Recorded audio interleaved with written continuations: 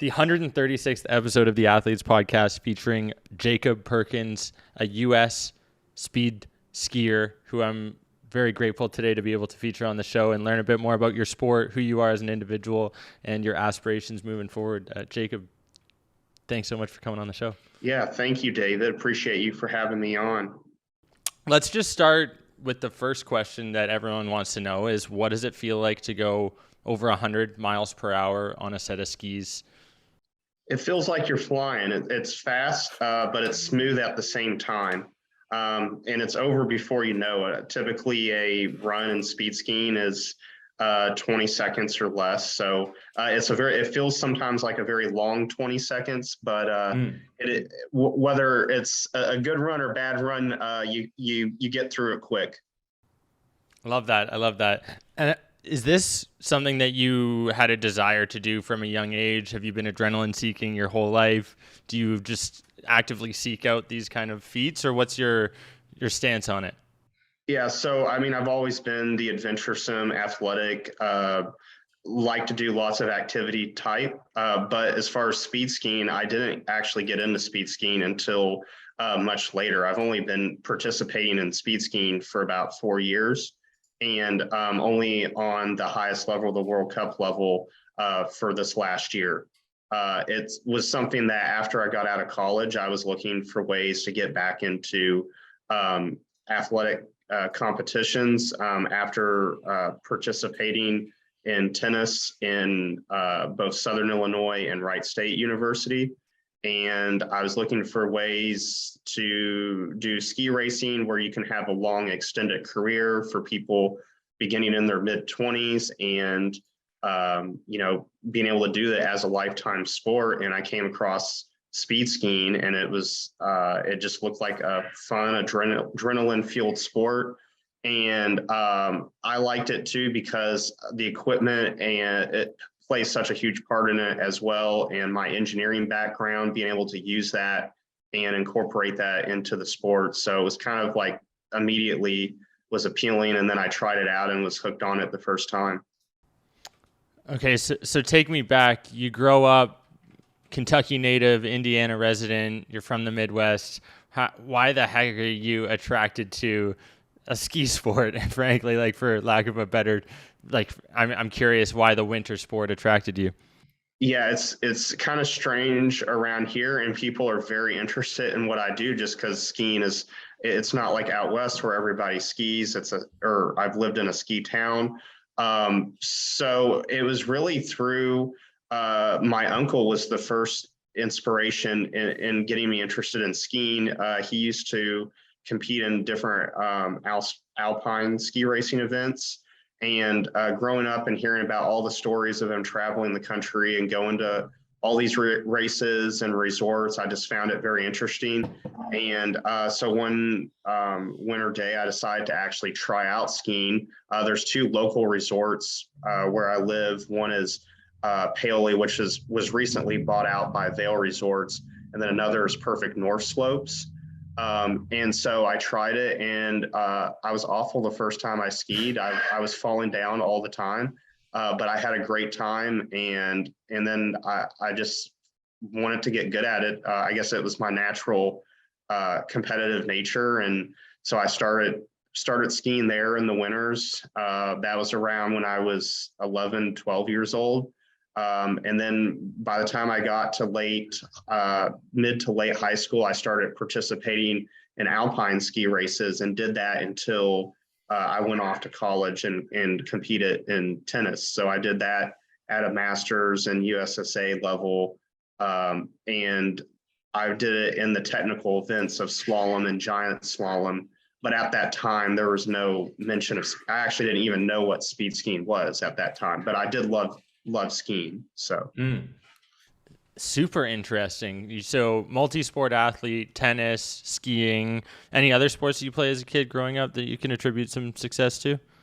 I did play soccer until I was 12. I think there's definitely similarities. I see a lot of soccer players and tennis players and skiers that are good at the other sports. So I definitely think that helped.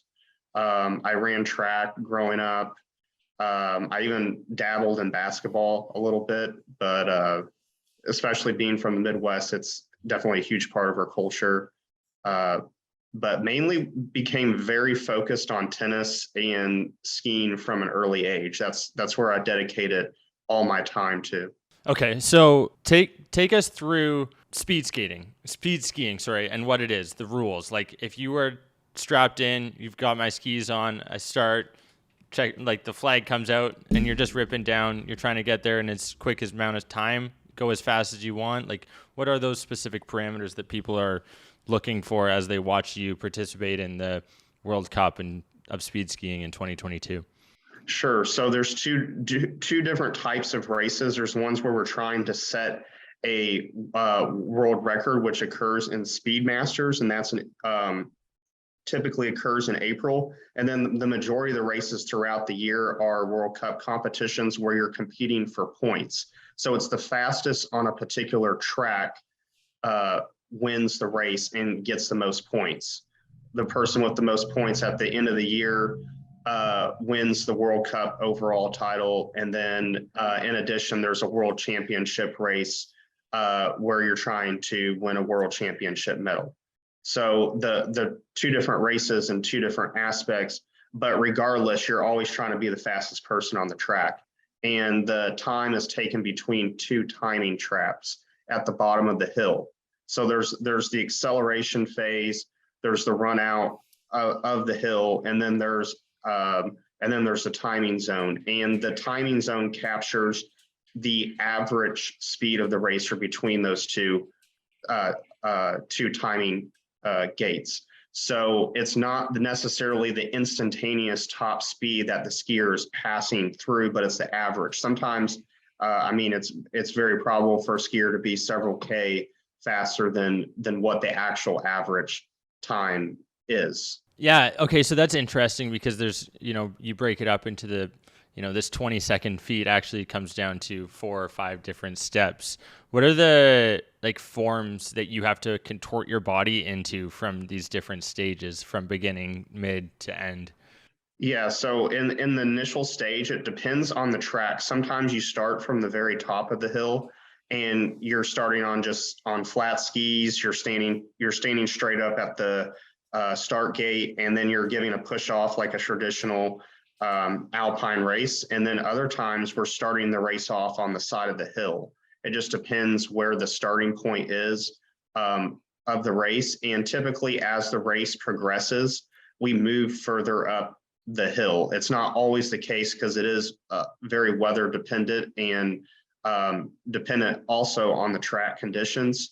But typically we're starting 3/4 up and then moving to the top of the hill by the final run. And so in that initial, what I call the start phase of the run, if you're starting from the top, you're like I was saying, you're pushing off as if it was a traditional alpine run, and you're immediately getting into a tuck position, versus if you're starting on the side of the hill, you're doing a jump turn and then going into a tuck position.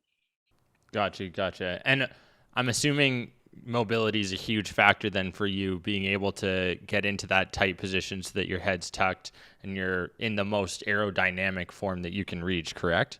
Yes, yeah, mobility plays a huge part of it, and then also your equipment setup. And just like technique and equipment for all the racers, there's a lot of similarities, but there's also differences as well.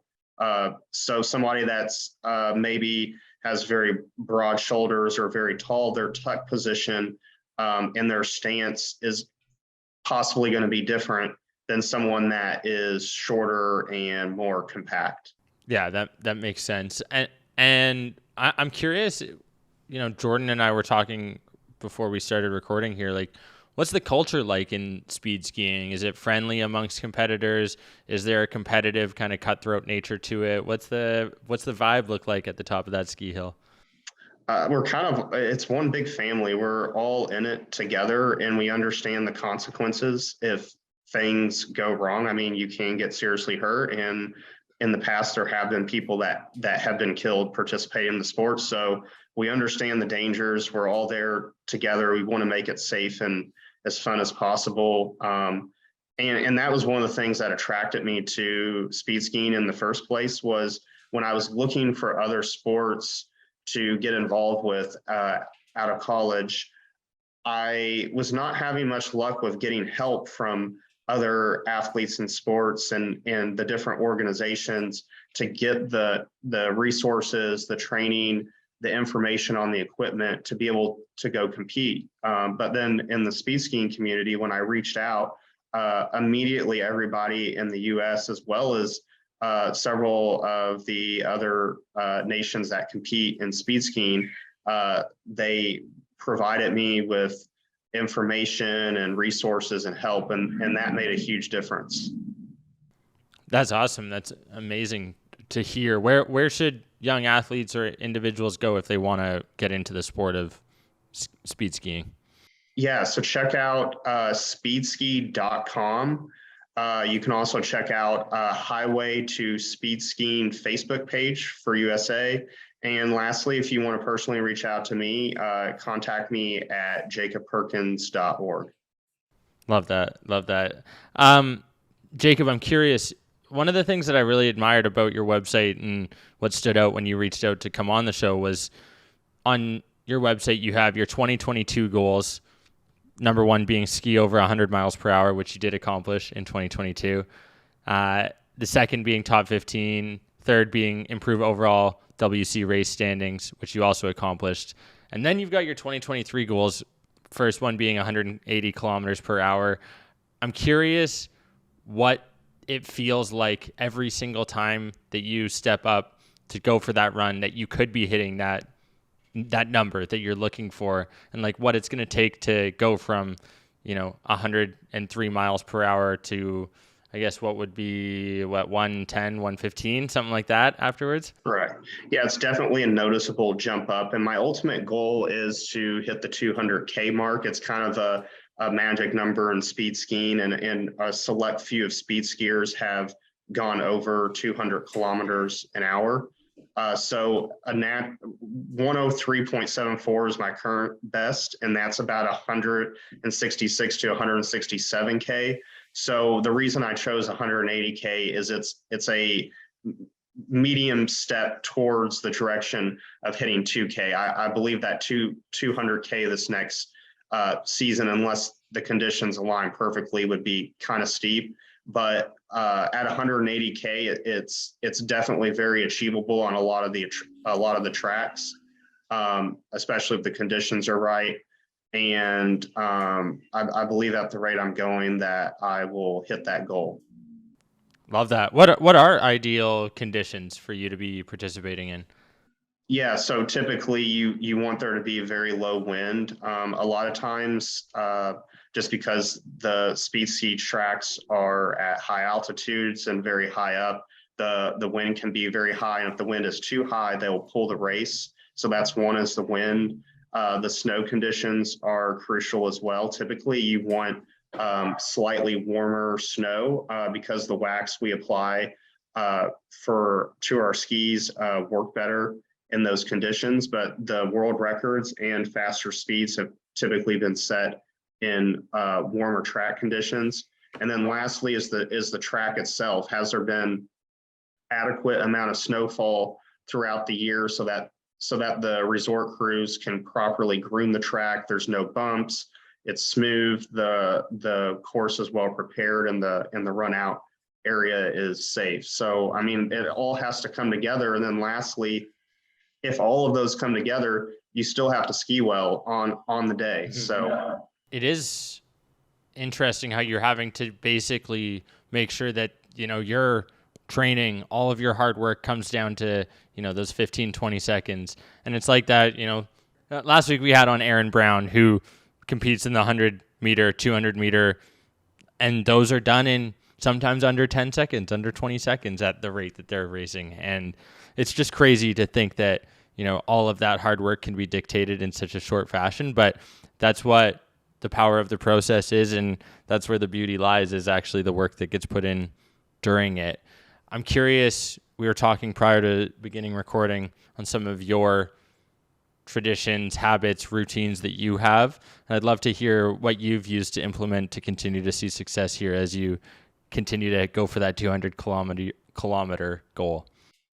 Yeah, so in my situation, I'm probably different than some of the other athletes and entrepreneurs you've interviewed, because in my case, I have multiple things going on. I work as well as an engineer, and then I own the marketing company. So I'm having to spread my time between multiple things. So for me, time is the most valuable resource, and I'm always wanting to have more of the time. So effectively being able to use that time and have a game plan every day, and have the goals, have the vision, and have the perseverance to stay the course. Because I know sometimes, especially in season, when I'm competing and I've worked all day, and then I've gone and skied, and I've worked out and been working on skis, like, you're tired, and there's times, not necessarily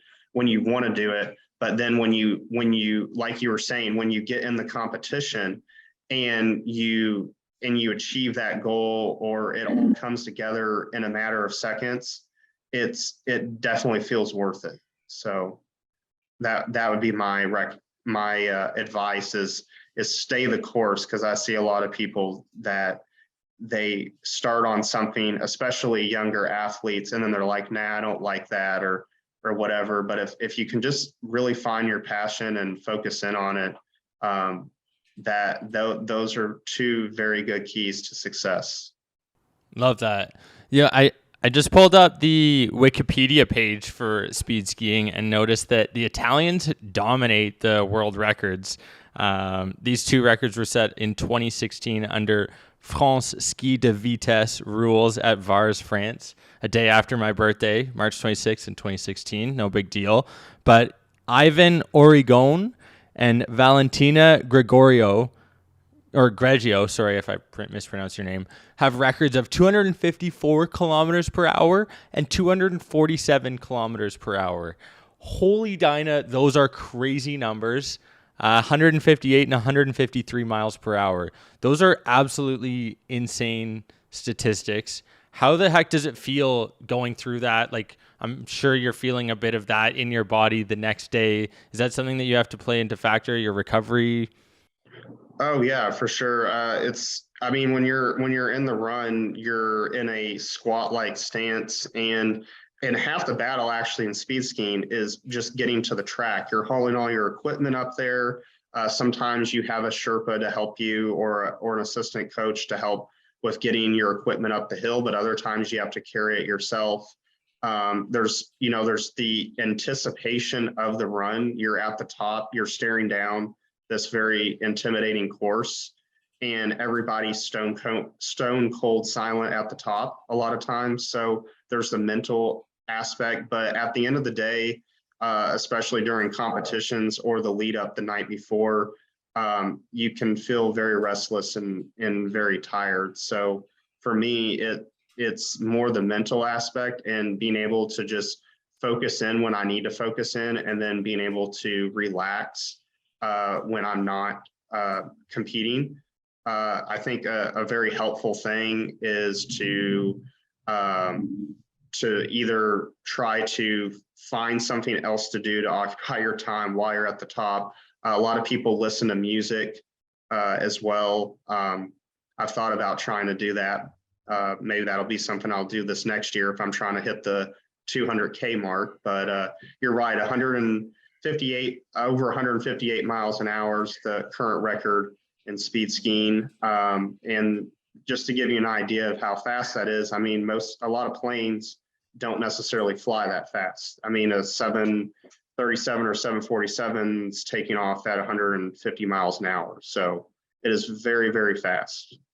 I think that's an understatement, safe to say. And it must be those Italians. They're just stone cold up at the top. Hey, they've got their Italian music going, maybe a little pasta pre-game, and they're feeling good to go. I love it. This is a fun conversation because I get to learn about a sport that is new and people aren't necessarily well versed in what's around and what is involved in speed skiing. So I appreciate you being able to share your time here with us on the Athletes Podcast. As you know, our goal is to educate, entertain, and inspire the next generation of athletes. What do you think is applicable from this sport here to others that you can provide to that next gen as far as advice that you've learned between tennis, speed skiing, as well as your other endeavors? Yeah, so just like speed skiing, other sports like tennis and golf, they're very highly technical sports, and it's not something you're necessarily going to learn overnight, and you're going to need help along the way. So I highly recommend for young and inspiring athletes to have a solid support team. Maybe that's a coach, a mentor. Maybe if you're at that level where you're trying to do a sport professionally, having an agent, but having a group that's there to help you, because what I found as you progress through the ranks, you can't necessarily do it all yourself. You need the help. So having a solid support team, like I was saying, having the mindset. In speed skiing, you have to be very mentally tough, but in other sports as well, you have to be mentally tough, and you have to be willing to be in it for the long haul. Improvement isn't necessarily going to happen overnight, and especially in the sport of speed skiing and other sports, many micro adjustments can pay off huge dividends. So that's very important, and that perseverance, like I was saying, to stay on track, because there's going to be times when you have failure. There's been times when I've personally had failure beginning, and there's going to be times when you have success, but you have to have your end goal, which like in my case is 200 in sight, and stay the course on that. You mentioned failure, and I think that's something that should be talked about more. And I'd love for you to share what it feels like to be going nearly 100 miles per hour and to fall, and what it's like having a crash and what's going through your mind. So this past year, I've had several speed skiing crashes, but this past year was the first year that I had one in a competition, and it was actually captured on TV. The crash occurred in the timing zone as I was passing through the finish area, and I fell going it was 160 0.1K, so a little over 100 miles an hour. And it hurt, but I actually walked away with just bruises, but the mental toll was much higher.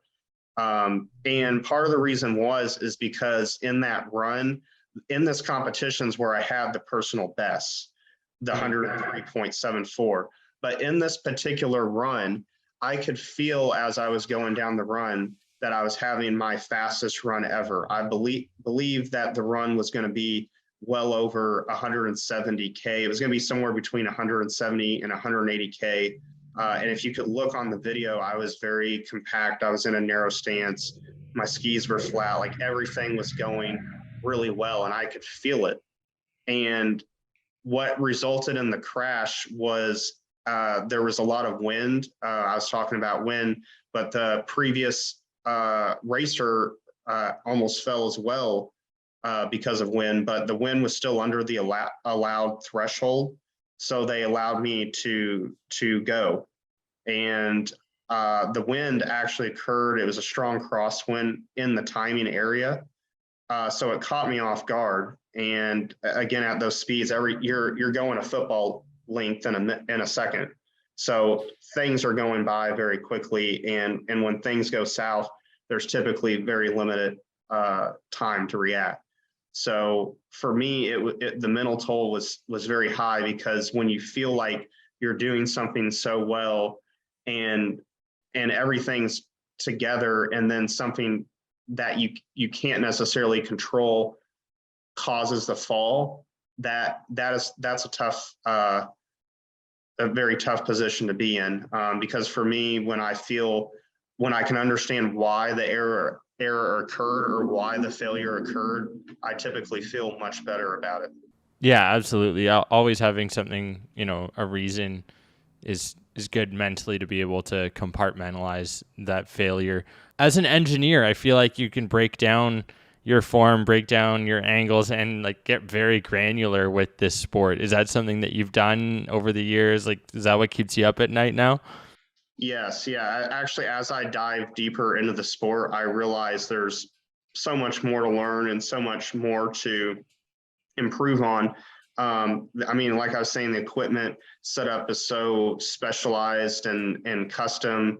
I'm always tweaking the design of the helmet, the setup of the skis and bindings, the boots, our fairings, poles. I mean, everything in our even our outfit itself, I tweak as well. So it's a never ending process, and I don't believe that I'll ever be perfect or be done, but it's a continuous improvement process, and I enjoy it. That's the goal for everyone, I think, to have a continuous learning and to always be improving. I think ultimately, if everyone could do that, then we'd have a pretty incredible society built around us. Jacob, let's go through it. It's competition, race day. You're walking up, you're lugging up all your gear to the top of the hill to get ready to go down. You talked about the fact that you're going to, potentially start listening to music this year. What music are you turning on? What's your go-to song that you're going to have pre-race? And when you hit that 200-kilometer mark, how hard are you going to celebrate? I think I'm going to celebrate pretty hard. That's for sure. I mean, typically when someone wins a race or when someone does something pretty incredible in ski racing, the champagne bottles pop. So that would be pretty fun to experience that memory. But before the race, I think you brought up a good point. Like before, after, and during the race, while the mindset is very important, the mindset is different. So after the race, I think it's good to reflect too on what you did well and what you didn't do well. So, I mean, like I was saying, you can always get better. It's a continuous improvement. It's a process. So seeing, especially if it's a multi-day competition, what are the adjustments to your equipment to make for the following race? What different wax are you going to use for the following day? Did you like your tug position? Was your technique good? And then before the race, honestly, when I'm either riding up a lift or going up via snowmobile or other transportation method, I'm not really thinking about the run at that time. I'm kind of just just trying to feel good, be positive, and not think about it too much. Because for me, and it may be different for other racers, but for me, it's better when it gets closer to the race to focus in like on what you need to actually do. So when I get into the start house or the start gate, that's when I start getting really serious, and I'm like, I kind of run through a mental checklist of, okay, this I did, and then I just kind of let my training take over. Yeah, smart. That's the way you should be doing it. I think I'd probably be throwing some Bulls on Parade on the headphones and getting into an absolute zone. That's my PR song. I think if I was trying to get 200 kilometers an hour, I'd be doing that. I was looking, your tracks are a kilometer long. How long would it take for the average skier to get down that hill? Like if they weren't on speed skis, weren't going down at this rate, like, what are people typically going as far as speed is concerned? Yeah, so hopefully a guy on his short recreational skis isn't going to be flying down the hill in a tuck. But if he was just to casually ski the slope, a couple minutes, because they're going to be making turns, you'll probably have to stop. I mean, to ski a kilometer or several kilometers making turns, especially at high altitude, it's a lot. It's a workout. It's a leg burner, and especially when I try to go out west early on in the season to condition my legs. And I always feel it, after I've made the first couple runs. I bet. I grew up I grew up near Whistler Mountain, where I was fortunate to ski and snowboard for a bit. So I'm accustomed to having some pretty good terrain. I'm curious where your favorite place to ski is. Yeah, I get asked that a lot. I don't know that I have a necessarily favorite for just overall skiing. I would say for speed skiing, it works really well actually just to get to the competitions early. That's actually how I get a lot of my training. I train at my local resort, but I'll go over to the track and get there like a week early and just get a lot of runs in, so I can get acclimated to the environment and get the mileage on the track to feel comfortable. Hey, I'm very grateful for the time we've been able to spend here together, Jacob. I would love for you to wrap up this episode by providing your biggest piece of advice to the next generation of athletes here on the Athletes Podcast. Sure. So whatever sport you're playing or whatever your goals are, it's important to have achievable goals and to have an end vision in sight where those goals align.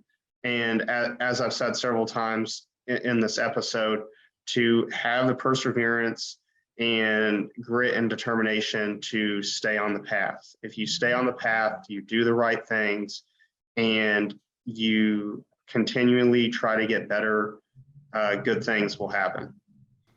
And good things will happen to you, Jacob. We're excited to see you hit that 200-kilometer mark. Thanks so much for coming on the Athletes Podcast. It's been a pleasure. Really appreciate your time. Yep. Thank you, David. Appreciate it.